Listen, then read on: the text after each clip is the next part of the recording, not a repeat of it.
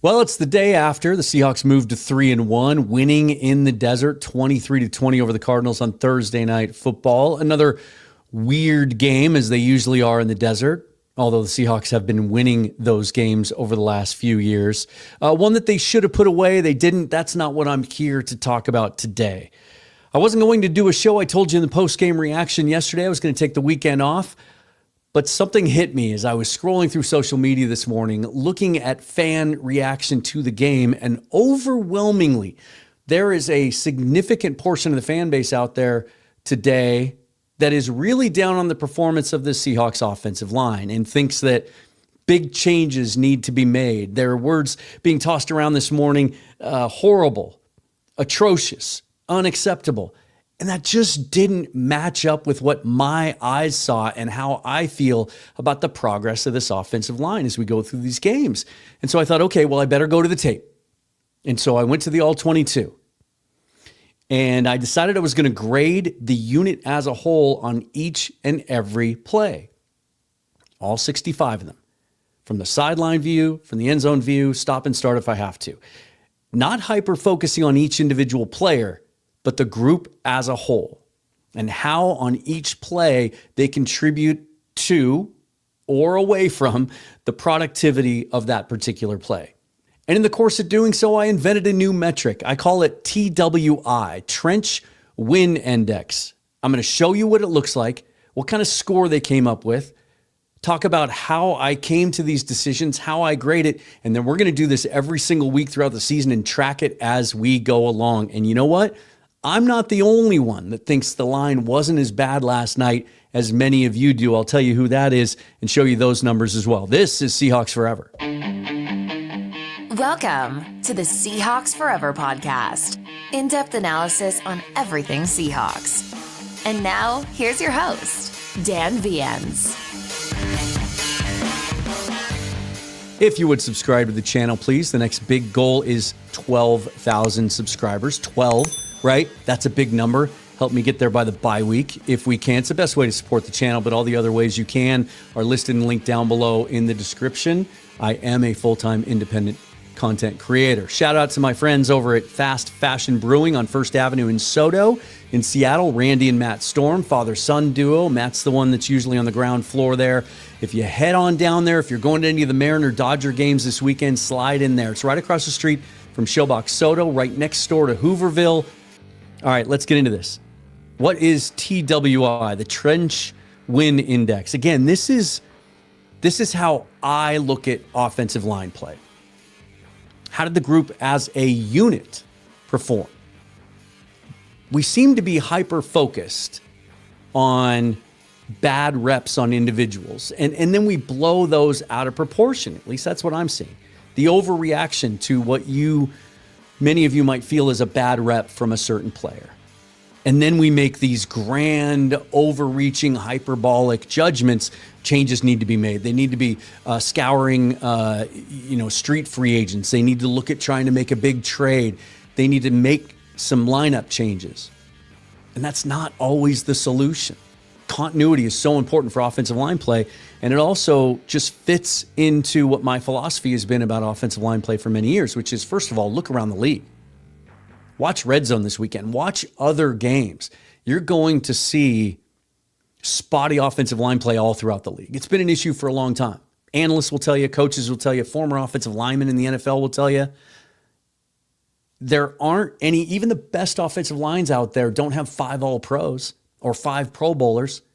They all have 1 or 2 players that aren't quite as good as the others, and they make up for it with that continuity, learning how to work together, helping out when needed. But to some extent, you could say this about just about every position group in the league, skill positions, secondary, defensive lines. Look at the Philadelphia Eagles last year on their march to the Super Bowl. Many of you wanted the Seahawks to spend a bunch of money and bring in Mekhi Becton to play right guard this offseason. My goodness, look at some of the playoff games from the Eagles last year. There are some bad Becton reps on tape where they succeeded at times in spite of him. Reps that I would say would challenge anything that we see on Anthony Bradford's worst day. So I came up with this metric, and here's what it is very simply. On each individual play, all 65 of them, again, I give the offensive line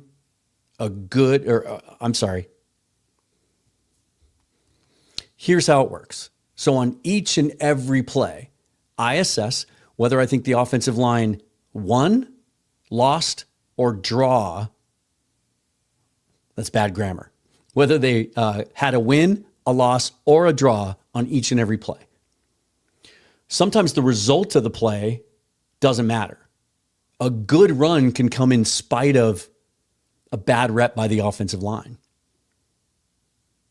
A bad run can happen, and this happened a couple times last night, in spite of the fact that the offensive line did their job, and that's really the standard. Did they do their job? I think some of the plays that we think of, and there were some negative plays last night, some of the plays that we're thinking of that stand out, when you go back and look at it, they weren't the fault of the offensive line. A tight end missed a block. There was a block that Elijah Arroyo missed last night, and it blew up a play. That's not on the offensive line. There was a play that Jake Bobo got blown up on.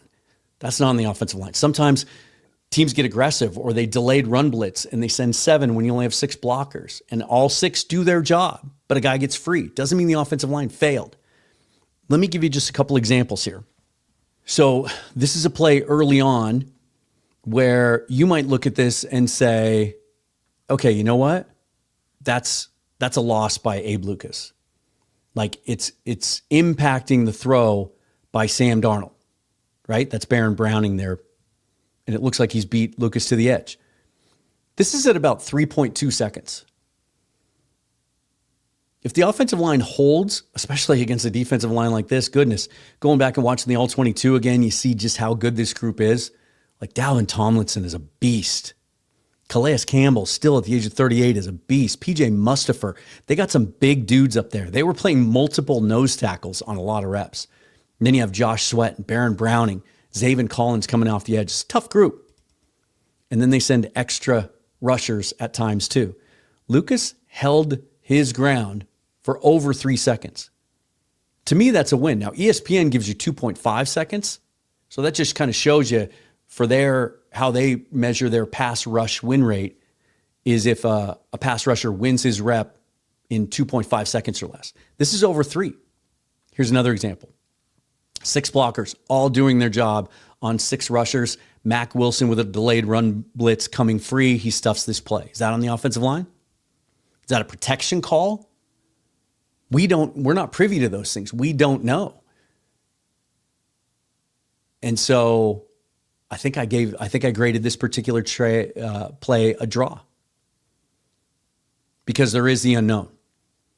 Like there's a double there on the outside, but was Lucas supposed to come off of that? Was Bradford supposed to come off of that mess over there in the middle? We don't know those things. Here's another great example. So this is a Kenneth Walker run that ends up being a 3-yard loss. Look at that running lane. Everyone is doing their job. And then he gets into the hole, and instead of putting his shoulder down and taking that defensive back on one-on-one and getting 3 yards out of this play, he decides to spin out and lose 3. Look at that running lane. It's absolutely perfect.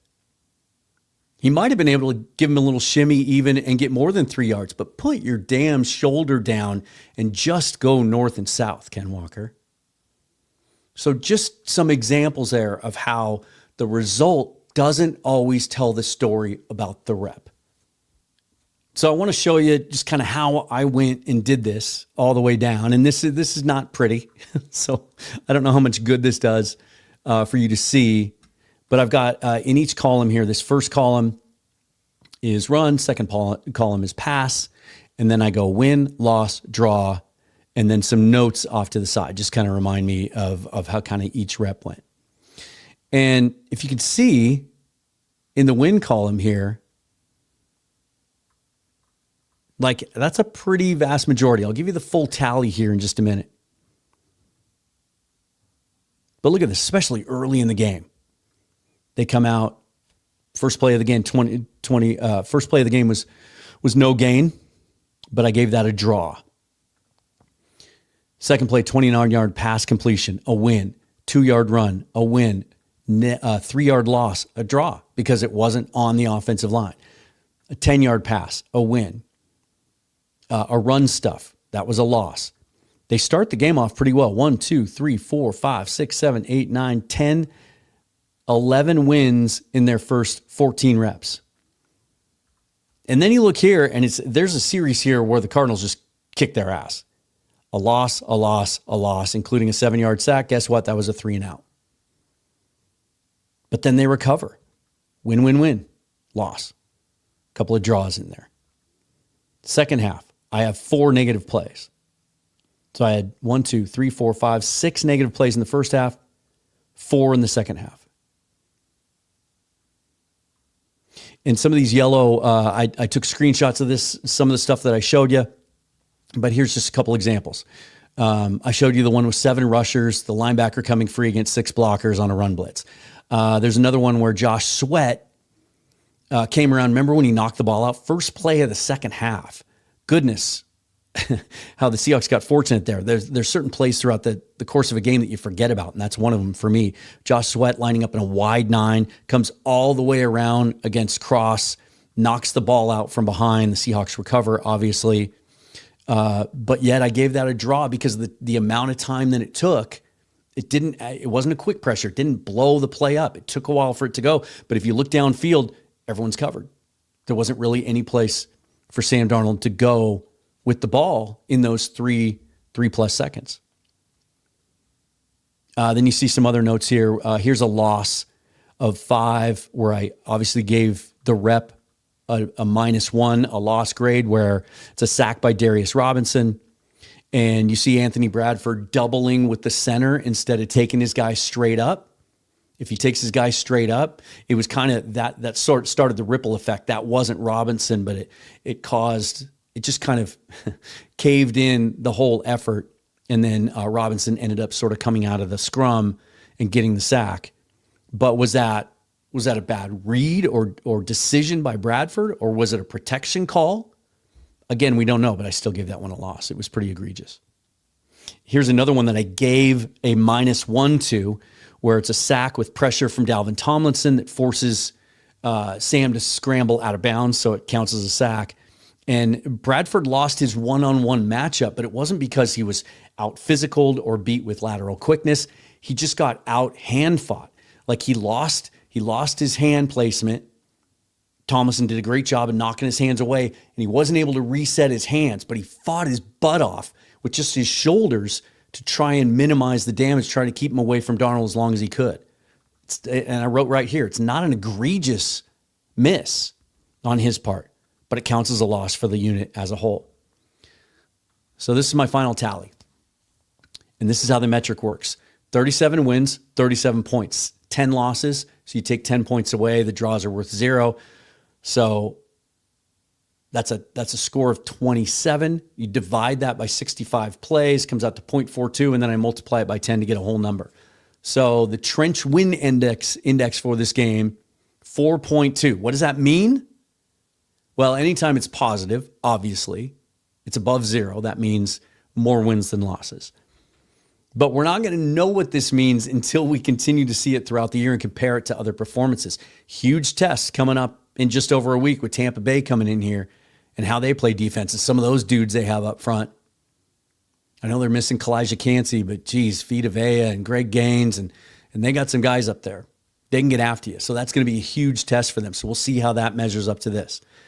But I told you at the top that it's not just me that agrees that it was actually pretty good last night. I'll tell you who agrees with me in just a second. Before I do, though, just want to tell you before it runs out about the Red Hot Sales event that Omaha Steaks is running right now at omahasteaks.com. Certified USDA steaks, individually cryopacked and delivered to your door in a cold case. They've been in business since 1917, and the product speaks for itself. This has been a staple of the Viennes family ever since I was a young boy. Love these. In fact, my older brother sent me a birthday gift, a big variety pack 2 years ago unannounced, just had steaks show up at my door one day. It was fantastic. If you've never tried their steaks, now is the best time because their most popular variety packs are on sale right now for 50% off. That in and of itself would be a tremendous deal. But guess what? For being a fan of this program, you get more. You're going to get an additional $35 off if you use the promo code FOREVER. Go to omahasteaks.com, pick out your package. You get 50% off plus an additional $35 off using the promo code FOREVER. Also want to remind you about the Sleeper app. Guys, I would not mislead you on this. This is my favorite sports app. I think it's the best sports app out there. I got in touch with it last year. The guys from 12 Talk invited me to join a best ball fantasy league, and I loved this interface. Didn't love the results of the league necessarily. I ended up winning the toilet bowl, but not where I wanted to be. But the app itself, phenomenal. No matter what you want to do and which sport, you can play fantasy football. You can pick games. You can do prop picks. A bunch of you I know are in the Seahawks Forever Pick'em League, of which you're all chasing me for the top spot. We'll see how that continues to go. I'm on a little bit of a heater. Hopefully it lasts.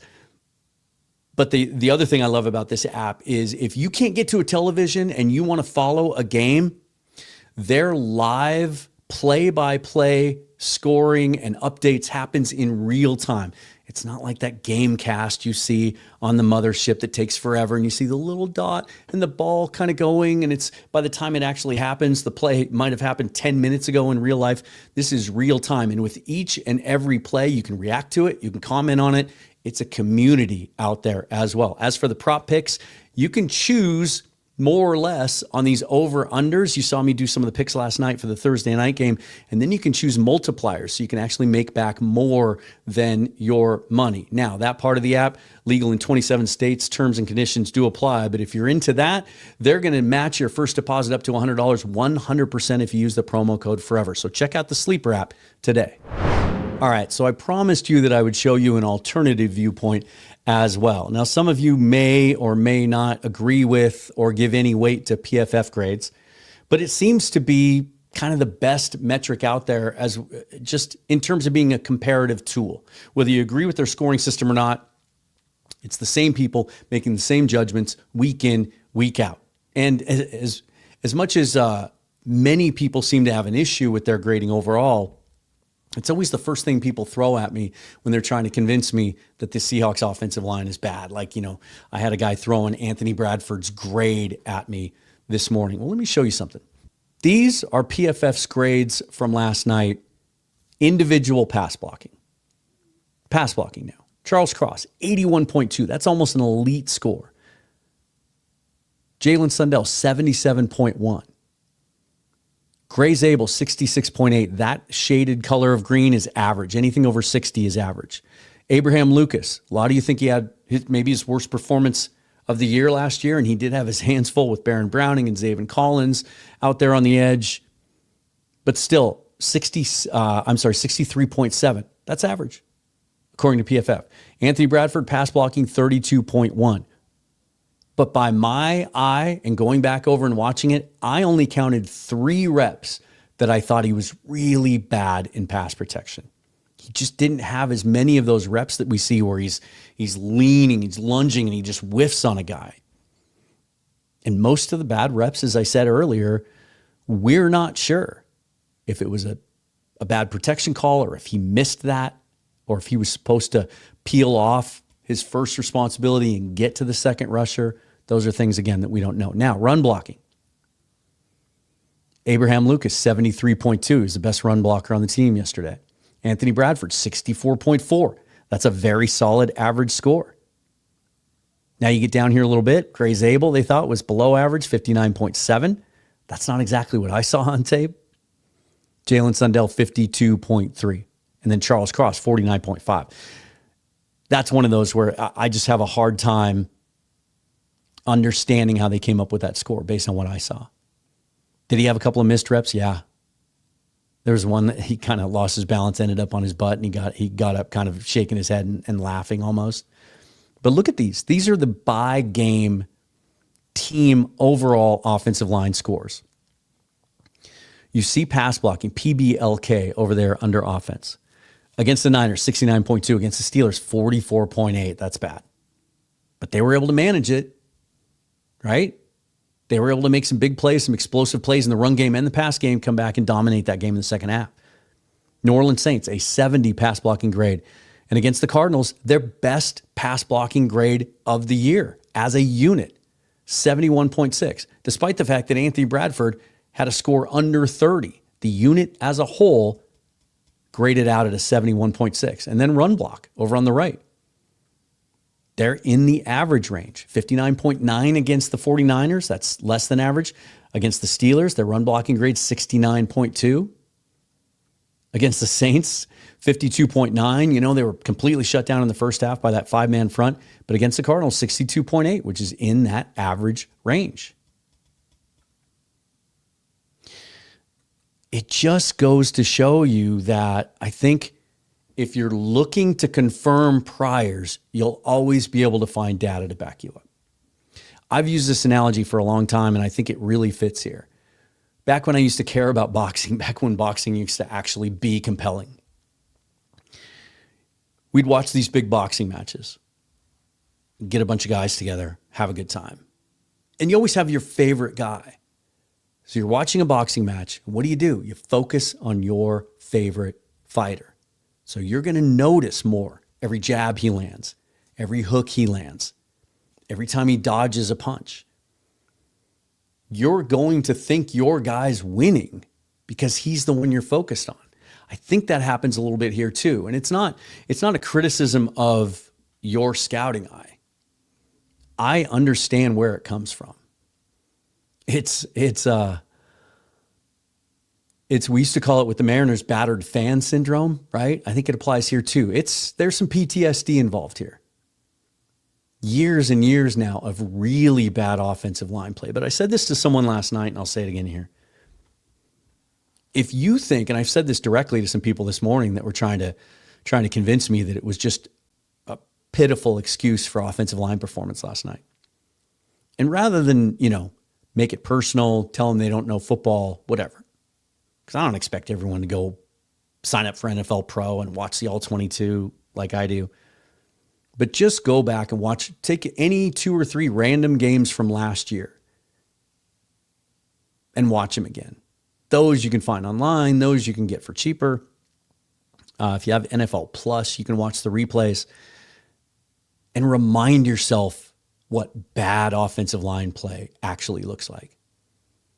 Because what made it so bad last year, and to some extent the year before that, was that not only were there some talent deficiencies on that line, but there was an unwillingness or inability of the coaching staff and the play caller to try to mitigate those weaknesses in any way.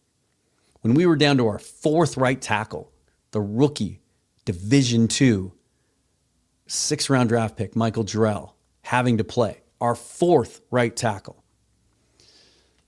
there was no attempt to help him with tight ends. There was no attempt to help him with more under center, more play action. Ryan Grubb last year finished in the top 5 in the league as far as how often he left his tackles on an island. You have to help your guys too. You see that within Clint Kubiak's offense. There's always tight end help. Tons of 12 and 13 personnel last night. They brought Amari Kite in as a tackle eligible a few times as a 6th offensive lineman. There are things that you can do. I like that idea, actually. I really like him as an undrafted free agent. I think they might have found someone there. And then just the way that Kubiak mixes things up from one down to the next, not knowing if they're going to run or pass out of shotgun, run or pass out of under center, roll, boot, use their tight end to chip, or just flat out block. Their wide receivers, for the most part, are good blockers. There's things you can do to help. I'm seeing an offensive line that, again, John Gruden said it in his preview 2 days ago, without question, the youngest starting 5 in the league. I think the oldest starter is 26 years old. And they've only played together now for 4 games. It's going to continue getting better, and that's what I see. I see it getting better, and I see the offense being functional. And so we can hyper-focus on these bad reps, but it doesn't tell the whole story. And right now, I believe the story is a vastly improved offensive line from what we had a year ago, and one that I expect to continue to get better. Now, you want to get nitpicky on individuals. Anthony Bradford, when you watch that tape, he's the slowest get off, and he doesn't move as well. There's a couple of things I noticed. First of all, there's a lot of talk in camp about how he had changed his body. I'm not so sure now. He's certainly the worst athlete of those five, and that includes Abe Lucas on a rebuilt knee.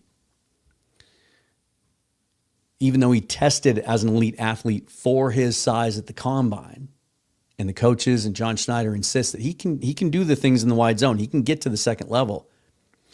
You see it on tape that he is the slowest get off, and he's the worst athlete. Functionally the worst athlete of that group. So, is he going to continue playing? Is that job handed to him on a platter? Is he on scholarship there? That's not the way Mike Macdonald operates. I don't think it's how John Benton operates either. Keep something in mind. Christian Haynes is eligible to come off the injured list this coming week. Now, it might take a week or two because he can't practice until this week, and typically we've seen from Mike Macdonald, he likes to get a couple of practices under his belt. Is he going to get an opportunity to compete for that job?